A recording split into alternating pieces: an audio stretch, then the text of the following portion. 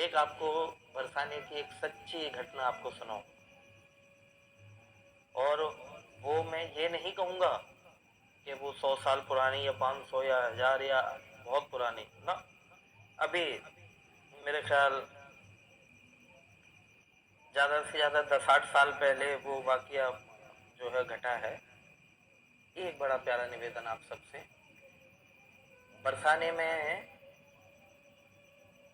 बरसाने में ही गिना जाता है, एक गांव है पास में ही, चिकसौली।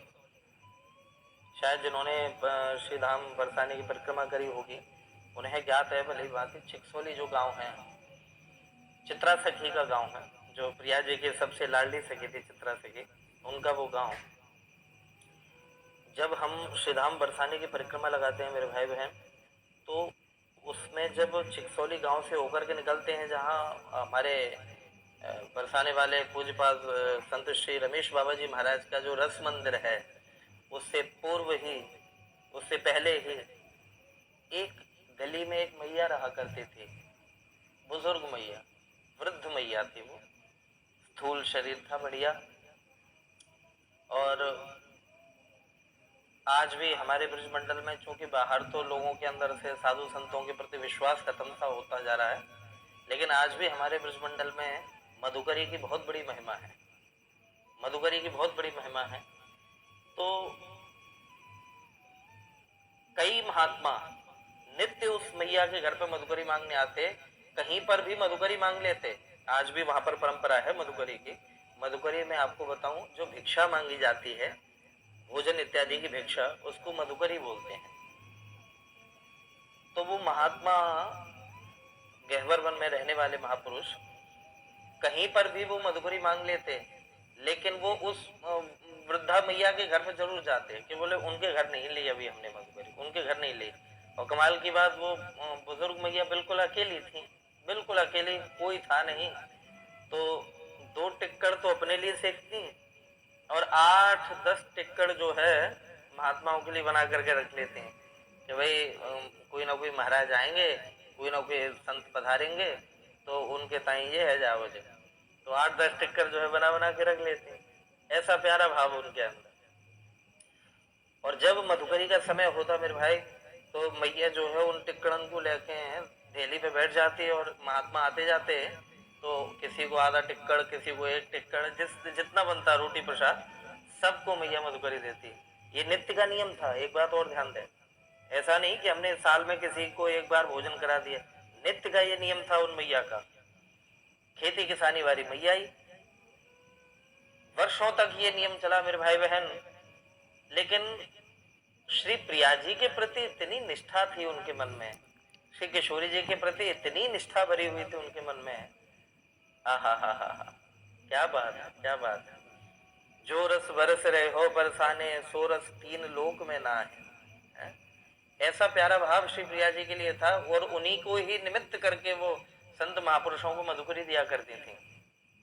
एक बार की घटना कि मैया जो है सुबह अपने घर के लीपा पोती से जब निवृत्त भई, और कमाल की, जो रस बरस रहे हो बरसाने, सो रस 3 लोक में ना है। ऐसा प्यारा भाव श्री प्रिया जी के लिए था, और उन्हीं को ही निमित्त करके वो संत महापुरुषों को मधुकरी दिया करती थी। एक बार की घटना कि मैया जो है सुबह अपने घर के लीपा पोती से जब निवृत्त भई, और कमाल की बात,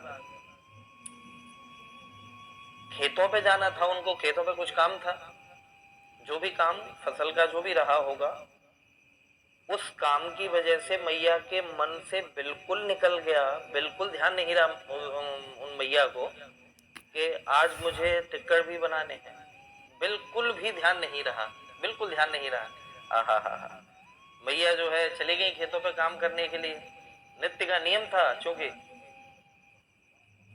जब मधुकरी का समय निकल गया, दोपहरी हो गई, और उस समय अचानक खेतों में काम करते करते मैया को ध्यान आया कि अरे राम राम राम राम, वो महात्मा तो हमारे घर पे मधुकरी लेने आते हैं। हे भगवान, ये क्या, आज तो मुझसे बड़ा भारी अनर्थ हो गया। और मालिक रोने लग गई वो वृद्धा मैया रोने लग गई कि ये मुझसे आज अपराध हो गया। महात्मा कहीं भी रह जाते, मांगने से रह जाते तो कोई दिक्कत नहीं थी, लेकिन वो हमारे घर पे जरूर आते थे, मेरी कुटिया पे जरूर आते थे।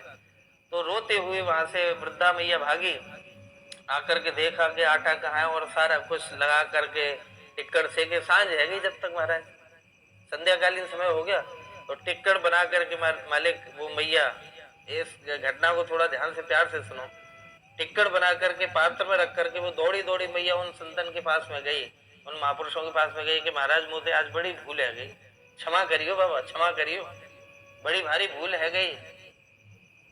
आज मेरी वजह से मैं आपको प्रसादी नहीं दे पाई, ठाकुर जी की, किशोरी जी की प्रसादी नहीं दे पाई, मधुकरी नहीं दे पाई। और अपने आप को बार बार मैया जैसे ही कोसने लगे, रोने लगे, टिक्कड़ हाथ में लिए थे कि बाबा टिक्कड़ ले लो, आप लोग टिक्कड़ पालो। तो जैसे ही सुना तो वो महात्मा कहते बोले मैया कैसी बात कर रही हो आप, किस बात के लिए दुखी हो रही हो, वजह क्या है ये तो बताओ।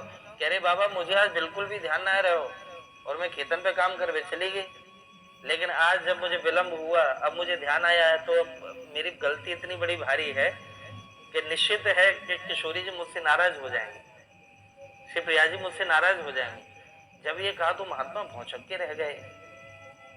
महात्माओं ने कहा कि मैया ठंडी पड़ जाने, ठंडी पड़ जा, अरे तेरे यहाँ से और दिन ते आज ज्यादा बढ़िया मधुकरी मिली है हमें तो, है? तेरे यहाँ से और दिन से आज ज्यादा मधुकरी बढ़िया मिली है, सुंदर प्यारी मधुकरी मिली है आज। और मैया सत्य बता रहे हैं, आज उस मधुकरी को पाने के बाद तो 36 व्यंजन भी फीके पड़ गए, ऐसा स्वाद था। तो मैया ने कहा औचक्य होते हुए कि बाबा मेरे घर पे तो मेरे अलावा कोई है ही नहीं। बोले कैसी बात कर रही हो, झूठ बोल रही हो आप, एक लाली आई थी तुम्हारे घर पे, सुंदर सी गौर वर्णा, और मैया उसने चुन्नी उड़ी हुई थी, और उसके हाथ में एक धागा भी बंधा हुआ था लाल कलर का, और एक कंकन भी था इस रंग का, अमुक अमुक रंग का। और उसी लाली ने, उसी बिटिया ने ही हमको मधुकरी दिए कि आज मेरी मैया तो वहां चली गई अम्मा हमारी खेतन पे काम करवे, तो मोते कह गई है मैया के, बोले तुम प्रसादी दे दियो महात्मन को। जैसे ये मैया ने सुना कि मेरे घर पे लाली आई है, अरे बाबा तुम्हें कोई गलत फहमी है, मेरे घर पे कोई लाली वाली ना। तो महात्मा हाथ जोड़ करके कहते हैं अरे माता हमें तो प्रसादी मिली है, हमें तो मधुकरी मिली है, तुम्हारे घर से मिली है।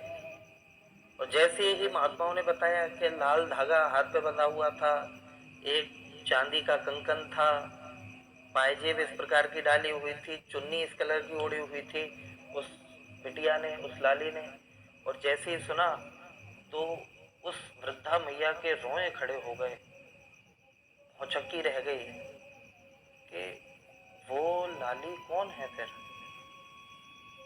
ये श्रृंगार तो मेरा देखा जाना पहचाना लग रहा है, लाल धागा हाथ में, चांदी का कंगन, चुन्नी ऐसी, ये कौन है। मैया व्याकुल होते हुए घर में आई, और सज्जनों जैसे ही मैया ने घर में प्रवेश किया तो उसके घर में जो छोटा सा घर था, कुटिया थी, उसमें श्री जी का विग्रह रखा हुआ था। और जैसे ही किशोरी जी को देखा तो सज्जनों प्रिया जी के हाथ में वही लाल धागा जिसकी वो महात्मा कह रहे थे, श्री किशोरी जी के हाथ में वही चांदी का कंगन, और उसी रंग की चुन्नी ओढ़े हुए श्री प्रिया जी खड़ी हुई हैं। तो जैसे किशोरी जी को देखा तो देखते ही घुटने के बल मैया वहीं बैठ गई कि अरे लाडली आज आपने मेरी वजह से कष्ट उठायो, आज महात्मन को मधुकरी दे दे आप स्वयं पधारी। और सर पे सर रख करके जमीन पर फूट फूट करके रोने लगी कि आपने मेरे भाग्य जागृत कर दिए प्रिया जी, आपने मेरे भाग्य जागृत कर दिए। और इतना रोई कि उसी रात्रि में उस मैया को साक्षात राधा रानी का दर्शन प्राप्त हुआ, साक्षात किशोरी जी का दर्शन प्राप्त हुआ उसी रात्रि को ही। हा। एक और इसी में प्यारी बात बताऊं आपको, उस दिन से ब्रजमंडल के जितने भी महापुरुष, न कि ब्रजमंडल के अपितु पूरे भारतवर्ष के जितने भी महापुरुष हैं, कथावाचक, चाहे बड़े से बड़े संत, जब भी वो बरसाने आते तो उनका ये नियम था, उस बुढ़िया मैया के घर पे वो मधुकरी मांगने जरूर जाते।